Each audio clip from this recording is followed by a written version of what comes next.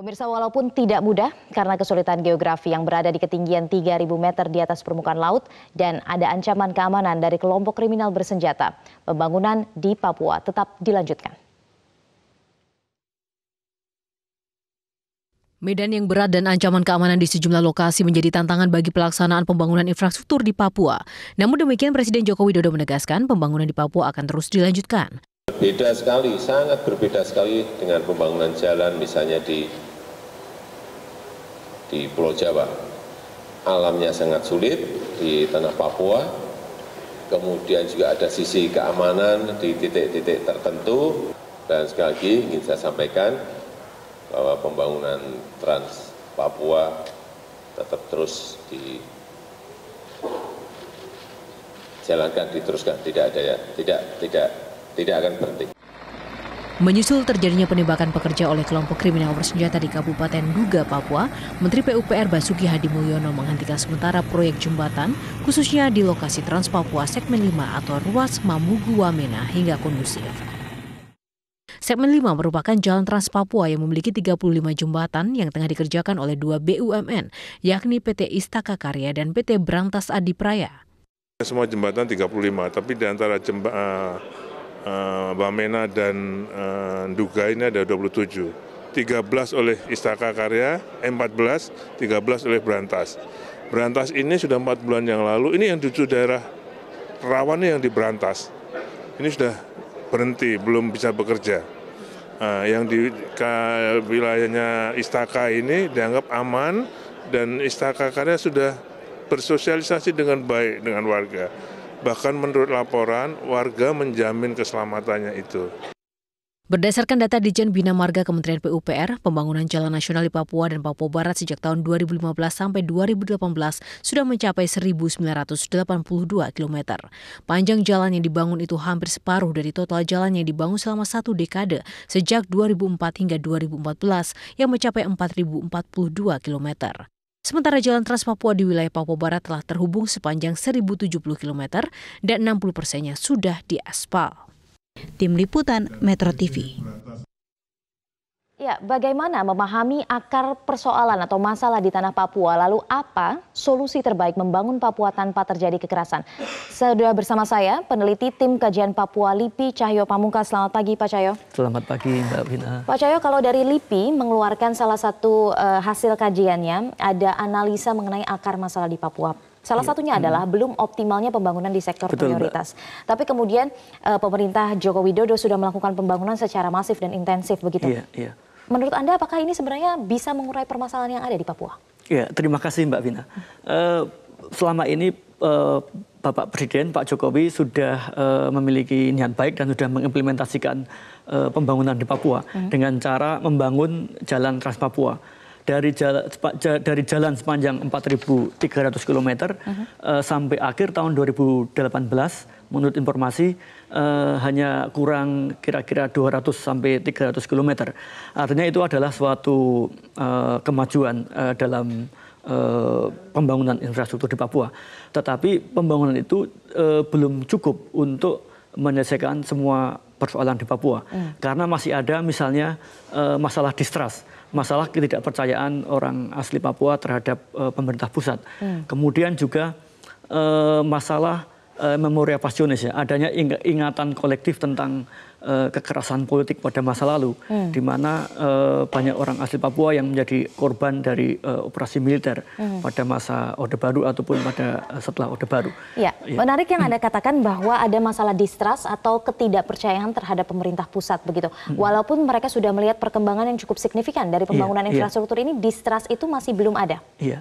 Tapi tidakkah kemudian ada upaya yang dilakukan pemerintah kalau dari hasil kajian Anda, upaya dialog dan komunikasi dengan orang asli Papua di sana?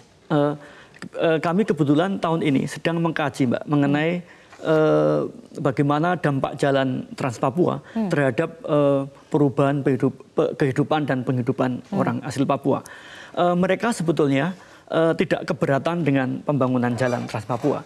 Tetapi mereka berharap orang asli Papua ini agar kalau jalan itu sudah jadi, itu juga akan membawa manfaat yang sebesar-besarnya bagi orang asli Papua.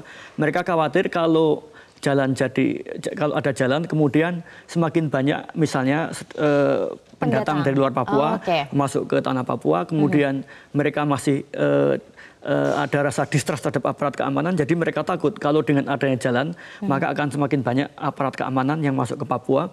Dan yang ketiga, mereka juga khawatir akan banyak misalnya miras dan narkoba yang masuk mengikuti pembangunan jalan itu. Sehingga jalan yang sebetulnya mereka itu sangat diuntungkan atau sangat mengambil manfaat dari jalan itu karena memudahkan barang itu masuk dan keluar Papua. Tetapi bagi masyarakat asli, jalan itu masih dianggap sebagai sebuah threat ya, sebagai sebuah ancaman. Dan selama ini dari kajian kami, kebetulan saya baru pulang dari daerah itu, dari Jayawijaya dan di perbatasan Duga.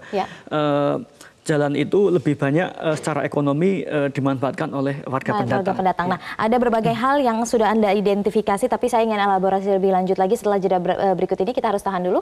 Pemirsa, tetaplah bersama kami. Metro Pagi Prime Time masih akan kembali setelah jeda berikut ini. Ya, kembali di Metro Pagi Prime Time dan saya masih bersama dengan peneliti tim kajian Papua dari LIPI, Mas Cahyo Pamungkas. Mas Cahyo, Anda tadi sebelum jeda menyatakan bahwa sebenarnya dari kajian Anda mengenai manfaat dari Jalan Trans Papua ini, masyarakat sebenarnya tidak keberatan. Orang asli Papua ini tidak keberatan dengan pembangunan ini. Yang Anda kategorikan sebagai masyarakat ini siapa saja? Apakah termasuk mereka-mereka yang tergabung dalam KKB ini atau OPM atau kelompok-kelompok lain? Ya, terima kasih Mbak Bina. Jadi yang dimaksud masyarakat di sini maksudnya adalah masyarakat adat Papua, misalnya lembaga musyawarah adat ataupun dewan adat. Tetapi yang menjadi masalah adalah seringkali pembangunan di tanah Papua itu tidak melalui dialog dan tidak melalui komunikasi yang intensif. Artinya sebelum membangun jalan, pemerintah seharusnya bisa melibatkan semua unsur, baik unsur yang pro maupun unsur yang kontra. Misalnya Dewan Adat Papua, kemudian kelompok-kelompok yang kritis terhadap pembangunan jalan itu juga harus dilibatkan dan didengar suaranya. Baru setelah melalui dialog yang intensif dengan Dewan Adat Papua, baru jalan itu kemudian baru dibangun. Jadi saya khawatirnya selama ini yang terjadi adalah pemerintah hanya berkomunikasi dengan pemerintah daerah, kemudian dengan aparat keamanan, kemudian dengan sebagian dari misalnya lembaga musyawarah adat Papua. Tetapi pemerintah sebelum membangun jalan belum melibatkan semua unsur atau semua elemen di dalam masyarakat adat Papua.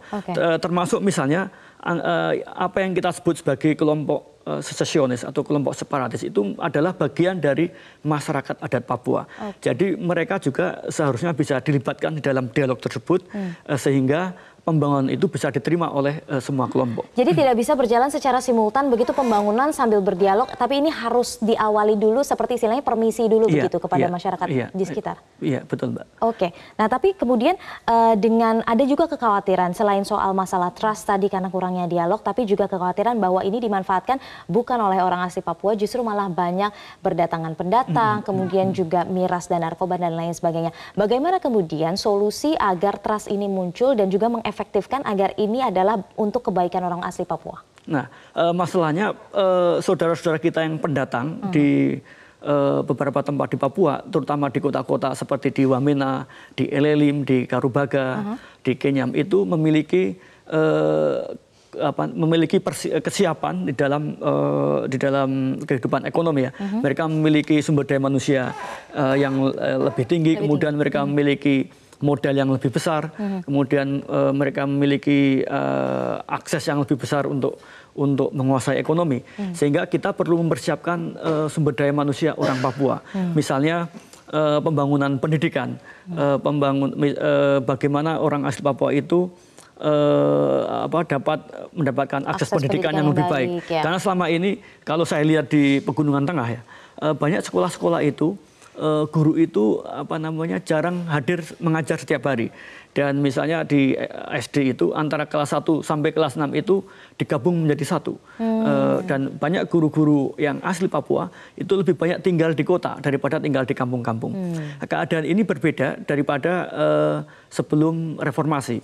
Justru pada masa Orde Baru, ketika guru-guru itu lebih banyak dari komunitas pendatang, itu guru banyak lebih tinggal di kampung, sehingga orang Papua lebih banyak dapat menikmati pendidikan.